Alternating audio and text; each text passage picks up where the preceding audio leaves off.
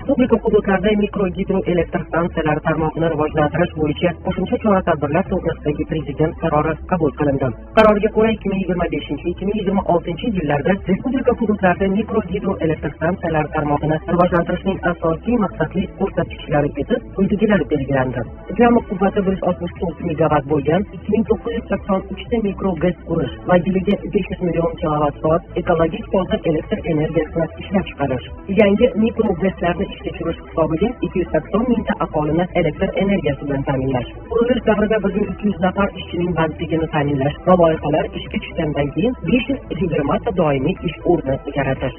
Respublika hududlarini jadal kompleks rivojlantirish uchun tanlab olingan tuman shaharlarda amaliy chora-tadbirlarni amalga oshirish to'g'risidagi Prezident qarori qabul qilindi. Qarorga asosan quyidagi loyihalar ishlab chiqiladi. Jumladan, 2025-yil 1-iyulgacha tuman shaharlarni jadal kompleks rivojlantirish dasturlari, dastur doirasidagi tuman shaharlar markazlarining ishlab chiqilganiga 10 yildan ortiq muddat bo'lgan bosh rejalarini 3 ta toifadagi innovatsiya, rekonstruksiya va konservatsiya zonalarga ajratib, soddalashtirilgan tartibda hamda aholi va tadbirkorlar takliflarini inobatga olgan holda yangilangan bosh reja loyihalari Asaka, G'ishtibon, G'allaorol, Xatirchi, Chortoq, Sirdaryo, Denov, Quva, Shovot tumanlari va Yangiyo'l shahri markazlari va ularga tutash hududlarda aholi va sayyohlarning yashashi, dam olishi va sayr qilishi hamda xizmatlar va boshqa yo'nalishlarda tadbirkorlik faoliyati uchun qulay sharoitlar yaratishga qaratilgan master reja loyihalari. Xatirchi, Quva va Chortoq tumanlarida turizm yo'nalishidagi master reja loyihalari.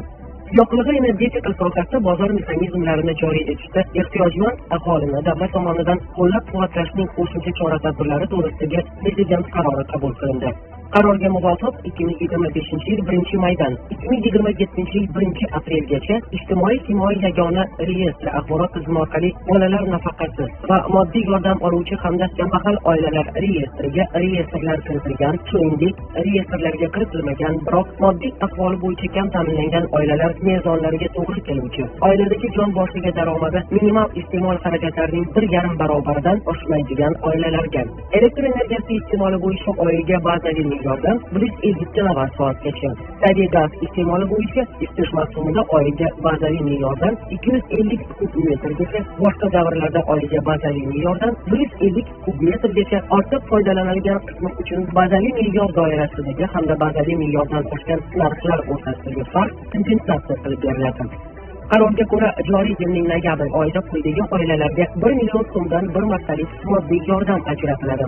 Reyestrlarga kiritilgan oilalarga mahalla yettiligi xulosasi asosida reyestrlarga kiritilmagan, biroq yordamga muhtoj oilalarga bunda mahalla yettiligi tomonidan qo'shimcha ro'yxat shakllantirilishida birinchi navbatda quyidagilar inobatga olinadi. O'quvchisini yo'qotgan oilalar, a'zolari birinchi yoki ikkinchi guruh nogironi bo'lgan shaxslardan iborat bo'lgan oilalar, nogironligi bo'lgan bolalarni parvarishlayotgan oilalar, uzoq muddatli davolanishni talab etadigan kasalliklar bilan kasallangan shaxslar yashovchi oilalar, o'zgalar parvarishiga muhtoj bo'lgan yolg'iz yashovchi shaxslar hamda yolg'iz yashovchi keksalar, nogironligi bo'lgan shaxslar, 3 va undan ortiq oila yashaydigan xonadonlarda hamda gaz ta'minoti bo'lmagan va markazlashtirilgan tartibda isitilmaydigan ko'p qavatli uylarda yashovchi oilalar. Yoqilg'i energetika resurslari iste'molchilarini qo'llab-quvvatlash maqsadida 2024-2025 yillarda yoqilg'i energetika resurslari narxlarining bosqichma-bosqich o'zgarish grafiniga o'zgartirishlar va qo'shimcha kiritish haqidagi hukumat qarori qabul qilindi. Qarorga ko'ra Vazirlar Mahkamasining 2024-yil 16-apreldagi 204-son qarori bilan tasdiqlangan 2024-2025 yillarda yoqilg'i energetika resurslari narxlarining bosqichma-bosqich o'zgarish grafiniga o'zgartirish va qo'shimcha kiritildi. Unga ko'ra yoqilg'i energetika resurslari narxlarining oshishi muddati 1-apreldan 1-mayga ko'chirildi. Shuningdek, 201 kilovatt-soatdan 1000 kilovatt-soatgacha bo'lgan butilin tanlashgan tarif bo'yicha iste'mol miqdori orasiga yangi miqdor kiritildi. Ya'ni 2025-yil 1-maydan iste'molchilar 201 kilovatt-soatdan 500 kilovatt-soatgacha bo'lgan yangi miqdor oralig'ida har 1 kilovatt-soat uchun 800 so'mdan to'laydi. Avvalgi tartibga ko'ra 201 kilovatt-soatdan 1000 kilovatt-soatgacha bo'lgan qismi uchun 900 so'mdan haq to'langan. Misol uchun, bir oyda o'rtacha 500 kilovatt-soat miqdorida elektr energiyasi sarflaydigan xonadon vakillari buning uchun 2025-yil 1-maygacha 360 ming so'm to'lashgan. 200 kilovatt-soat bazaviy norma uchun 90 ming so'm, 201 kilovatt-soatdan 500 kilovatt-soat uchun 270 ming so'm. Tarif o'zgarishlaridan so'ng bir oyda o'rtacha 500 kWh tok ishlatadigan xonadon buning uchun 360 ming so'm to'laydi. 200 kWh bazaviy norma uchun 120 ming so'm, 201 kWhdan 500 kWh uchun 240 ming so'm. Ya'ni ular uchun narx oshilayotgani yo'q. Qonun bilan ayrim qonun hujjatlariga qo'shimcha va o'zgartirishlar kiritildi. Oila kodeksiga kiritilgan qo'shimchaga ko'ra nikohdan ajratish to'g'risidagi ishlar ko'rib chiqilayotganda sud oilaviy maishiy zo'ravonlikdan jabrlangan shaxsning talabiga ko'ra yarashish uchun muhlat tayinlamaydi. Bundan tashqari, uy-joy kodeksiga kiritilgan qo'shimchaga ko'ra turar joydan foydalanish haqidagi nizolar ko'rib chiqilayotganda sud taraflarning kelishuviga asosan turar joy mulkdorining tashabbusiga ko'ra turar joyga majburiy tartibda kiritilayotgan tarafni turar joy mulkdoriga tegishli mutanosib sharoitlarga ega bo'lgan boshqa turar joyga kiritish yoki ijaraga olingan turar joy uchun ijara haqini to'lash majburiyatini mulkdorning zimmasiga yuklatishi mumkinligi belgilandi. Hukumat qarori bilan Uchquduq, Zarafshon, Nurobod shaharlari va Qo'rg'onlik tumanining Zafarobod shaharchasidagi byudjet tashkilotlari xodimlariga instansiya xususiyatiga ega bo'lgan ustama to'lash tartibi to'g'risidagi nizom tasdiqlandi. Nizom Uchquduq, Zarafshon, Nurobod shaharlari va Qo'rg'onlik tumani Zafarobod shaharchasidagi shaharlar byudjet tashkilotlari xodimlariga instansiya xususiyatiga ega bo'lgan ustama to'lash tartibini belgilaydi. Shaharlardagi byudjet tashkilotlari xodimlariga noqulay tabiiy iqlim sharoitlarida ishlaganlik uchun oylik ustama to'lovlari byudjet tashkilotlari ishlagan ish stajidan kelib chiqib quyidagi miqdorlarda belgilanadi. 3 yilgacha ish stajiga ega bo'lgan xodimlarga tarif stavkasining lavozim maoshining 0,25%, 3 yildan 5 yilgacha ish stajiga ega bo'lgan xodimlarga tarif stavkasining lavozim maoshining 0,5%, 5 yildan ortiq ish stajiga ega bo'lgan xodimlarga tarif stavkasining lavozim maoshining 0,75%. Konsert tomosha faoliyatida jonli ijroni yanada rag'batlantirish bo'yicha qo'shimcha chora-tadbirlar to'g'risidagi hukumat qarori qabul qilindi. Qarorga muvofiq 2025-yil 1-maydan davlat byudjeti va byudjetdan tashqari mablag'lar hisobidan moliyalashtiriladigan barcha konsert tomosha tadbirlarida fonogrammadan foydalanish bosqichma-bosqich cheklanadi. Konsert tomosha tadbirlari reklamalarda tegishlicha jonli ijro, fonogrammadan foydalangan holda jonli ovoz yoki fonogrammali konsert dasturi deb aniq ko'rsatilishi lozim. Madaniyat vazirligi tomonidan ijodkorlarni O'zbekiston Respublikasi xalq artisti, O'zbekiston Respublikasi xizmat ko'rsatgan artist va O'zbekiston Respublikasi xalq hofizi davlat mukofotlariga tavsiya etishda birinchi navbatda ularning jonli ijro eta olish qobiliyati inobatga olinadi. Respublikada yozuvchilik sohasini qo'llab-quvvatlash bo'yicha qo'shimcha chora-tadbirlar to'g'risidagi hukumat qarori qabul qilindi. Qarorga ko'ra quyidagilar belgilandi.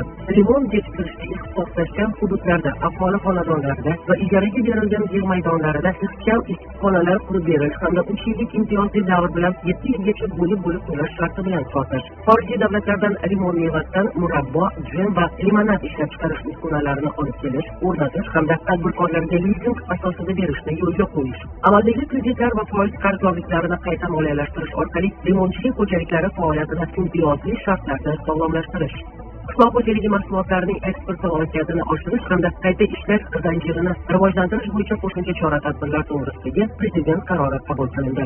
Qarorga ko'ra 2025-2026 yillarda qishloq xo'jaligi mahsulotlari eksportini oshirish hamda qo'shilgan qiymat zanjirini yaratishning asosiy maqsadli ko'rsatkichlari etib quyidagilar belgilandi. 2025-yilda meva-sabzavot va oziq-ovqat mahsulotlari eksporti hajmini jami 3,5 milliard AQSh dollariga yetkazish. 2025-yil yakunigacha 8 davlatga yangi 30 turdagi mahsulotlar eksporti uchun fitosanitariya ruxsatnomalarini olish. Istiqbolli bozorlarga 2025-yilda 442 million AQSh dollari, 2026-yilda 575 million AQSh dollari miqdoridagi meva-sabzavot mahsulotlari eksportini ta'minlash. 2025-yilda hududlarda jami 2,1 million tonna meva-sabzavot mahsulotlari uchun qadoqlar ishlab chiqarish bo'yicha 40,5 million AQSh dollari miqdoridagi investitsiya loyihalarini amalga oshirish. O'zbekiston Respublikasining Yevroosiyo taraqqiyot bankini ta'sis etish haqidagi bitimga qo'shilish to'g'risidagi qonun qabul qilindi. Qonun bilan O'zbekiston mazkur xalqaro bitimga qo'shildi. Ma'lumot uchun, mazkur bitim 2006-yil 12-yanvarda Ostona shahrida qabul qilingan. Respublika va mahalliy ijro etuvchi hokimiyat organlarining inson resurslarini boshqarish bo'yicha faoliyatini samarali tashkil etish chora-tadbirlari to'g'risidagi hukumat qarori qabul qilindi. Qarorga muvofiq 2025-yil 1-maydan Respublika va mahalliy ijro etuvchi hokimiyat organlarining inson resurslarini boshqarish bo'yicha faoliyati davlat fuqarolik xizmati sohasidagi maxsus vakolatli davlat organi tomonidan baholab boriladi. Respublika va mahalliy ijro etuvchi hokimiyat organlarining inson resurslarini rivojlantirish va boshqarish bo'linmalari rahbarlari ushbu qaror talablari asosida davlat fuqarolik xizmati sohasidagi maxsus vakolatli davlat organi tomonidan attestatsiyadan o'tkaziladi. Harbiy xizmatchilarni ijtimoiy himoya qilish kuchaytirilishi munosabati bilan O'zbekiston Respublikasi hukumatining ayrim qarorlariga o'zgartirish va qo'shimchalar kiritish to'g'risidagi hukumat qarori qabul qilindi. Qarorga ko'ra harbiy xizmatchilarga turar joyni ijaraga olganlik, ijarada turganlik uchun to'lab beriladigan oylik pul kompensatsiyasi miqdori 20% ga oshirildi.